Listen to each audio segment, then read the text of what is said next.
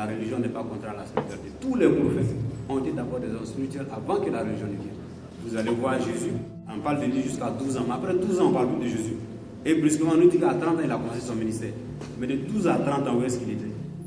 Vous allez voir le prophète Mohammed sallallahu alayhi wa sallam, quand il va arriver, il va monter dans les grottes, il va aller faire, on dit, il fait des méditations, mais ça veut dire quoi? Tu peux en parler autant que tu veux, tout ce que tu veux, mais tant que tu ne pratiques pas la spiritualité, tu ne sauras pas ce que c'est.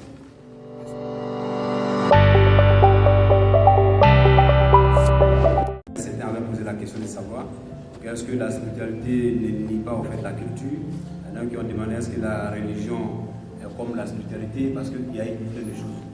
Mais quand hier j'intervenais, j'avais dit que en fait, la spiritualité en fait, englobe tout, comme Toby l'a dit. La spiritualité en fait, c'est l'ensemble de tout ce qu'on ne peut pas imaginer. L'homme est dans la spiritualité depuis sa naissance jusqu'à sa mort. Maintenant, qu'il le sache ou pas, c'est deux choses différentes. Parce que tu peux être dans quelque chose et puis tu nies la chose quand même. Voilà, c'est ce qui arrive à tout le monde. L'homme est spirituel depuis sa naissance jusqu'à sa mort. L'homme est spirituel. Pourquoi? Parce qu'il est un esprit. Et tu ne peux pas avoir un esprit qui n'est pas spirituel. Maintenant, sur le plan de l'intellect, comment est-ce que tu travailles sur l'esprit-là? Quel travail tu fais sur toi-même pour évoluer? Parce que chez nous, quand on dit spiritualité, c'est une voie, c'est une école qui va te permettre de t'élever pour aller vers Dieu. Et donc, dans l'islam, il y a eu un grand philosophe qui est passé, qu'on appelle Abu Hamid Mohammed al-Ghazali, de son vrai nom, c'est ça. Mais l'Occident, les philosophes occidentaux de son époque, c'est-à-dire du XIIe siècle, l'appelaient Al-Ghazali, Abu Hamid Mohammed al-Ghazali, qui a étudié toutes les grandes écoles, toutes les grandes voies de son époque. Et finalement, quand il va arriver sur la spiritualité de l'islam qu'on appelle le soufisme, il a étudié tous les livres du soufisme, il s'est rendu compte que malgré qu'il a tout étudié, il ne sait même pas ce que c'est que le soufisme. Et donc finalement, il est resté dans ce truc-là pendant un bon moment, il a perdu même l'usage de la parole.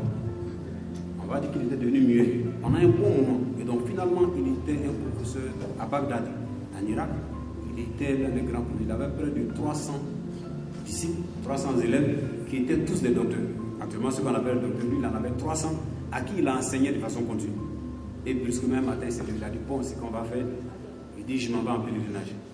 Et quand il est sorti, quand il a eu la parole, il est sorti de la ville. Et quand il n'est pas personne ne l'a vu pendant 11 ans. Et pendant ces 11 ans, il s'est rendu compte que quoi? Tu peux bien parler de la spiritualité, mais tu ne connaîtras rien de la spiritualité tant que tu ne voudras pas pratiquer la spiritualité. Tu peux en parler autant que tu veux. Tout ce que tu veux, mais tant que tu ne pratiques pas la spiritualité, tu ne sauras pas ce que c'est. Parce que c'est comme quelqu'un qui est dans son bois sacré. Toi, tu imagines des choses sur lui. Toi, tu n'es pas encore rentré. Le jour où tu vas rentrer, tu seras dans les symboles de l'État que je suis en train de vous féliciter. Ce n'est pas cela, c'est pour faire comprendre. Et donc, Ghazali a compris cela et à sa sortie, je pense qu'il a écrit un document qu'il appelle la revivification des sciences et de la religion. Et ce livre-là, c'est l'un des livres depuis son époque actuellement qui n'a pas pu être dépassé par quelqu'un d'autre. Les gens ont écrit des milliers de livres après, des millions même de livres après. Mais la plupart s'inspirent de son livre. Donc, déjà, pour dire que la spiritualité, on ne peut pas connaître réellement la spiritualité des déos. Quand il y a des déos, c'est seulement un jugement que tu fais. C'est comme quelqu'un qui va dehors, ah, lui, il est comme ça, il se prend comme ça, il se prend comme ça. Peut-être qu'il ne connaît même pas. Il se donne une image de toi qui n'est pas vraie. Donc la spiritualité, au fait, ça englobe tout. La spiritualité, ça t'englobe dans tous les domaines. C'est ce que j'ai toujours enseigné à ceux qui m'accompagnent, à ceux avec qui nous marchons. Donc nous disons merci vraiment à tous les docteurs qui sont là. La religion n'est pas contre la spiritualité. Tous les prophètes ont été d'abord des hommes spirituels avant que la religion ne vienne. Vous allez voir Jésus était... On parle de lui jusqu'à 12 ans, mais après 12 ans, on parle plus de Jésus. Et brusquement, on nous dit qu'à 30 ans, il a commencé son ministère. Mais de 12 à 30 ans, où est-ce qu'il était? On va dire qu'il allait en Inde, on va dire qu'il allait en Égypte. Chacun va dire son truc. Mais ça, c'est la période spirituelle qui était là. Vous allez voir le prophète Mohammed sallallahu alayhi wa sallam, quand il va arriver, il va monter dans les grottes, il va aller faire, on dit, il fait des méditations. Mais ça veut dire quoi? Et c'est dans ça qu'il est resté jusqu'à ce que l'archange vienne lui transmettre maintenant le premier verset du Coran qui va lui dire lis au nom de ton Seigneur qui a créé. Donc quand l'archange va lui dire ça, il va sortir maintenant pour aller maintenant vers le monde.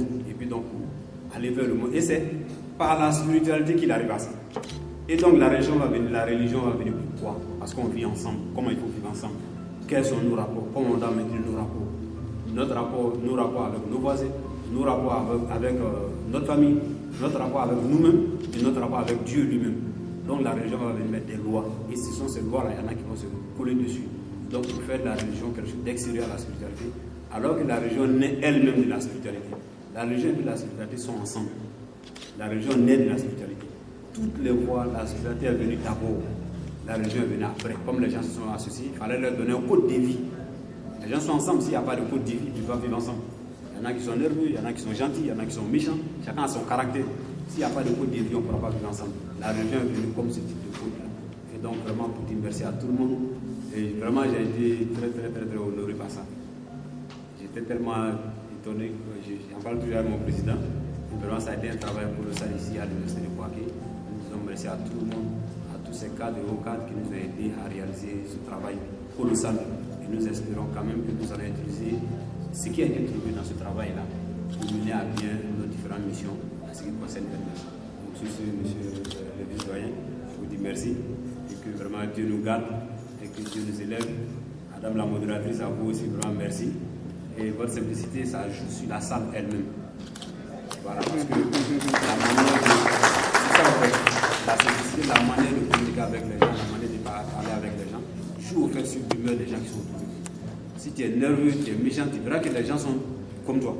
Parce que la manière dont tu viens vers eux, c'est comme ça qu'ils réagissent en fait. Mais si tu es intéressant, que tu es douce, que tu es gentil, tu verras que tout le monde est gentil avec toi. On va dire, mais il fait comment? Il fait rien, c'est sur lui il travaille. Ce que tu fais sur toi-même réagit sur les gens. Quand quelqu'un vient vers toi, que tu souris, tu verras qu'automatiquement, il sourit pour venir te saluer, il ne sait même pas il y a quoi. Puis après, il te demande, mais qu'est-ce qu'il y a? Tu dis, non, il n'y a rien, je venais te saluer. Mais dès que tu sais ton visage, on est en Afrique ici, sur la Ivoirien, dès que tu as salué ton visage, automatiquement, lui qui tu vas saluer, il sait pour lui plus que pour toi. Quand même, tu rappelles le salut. Donc, vraiment, merci à vous. Vraiment que Dieu nous garde.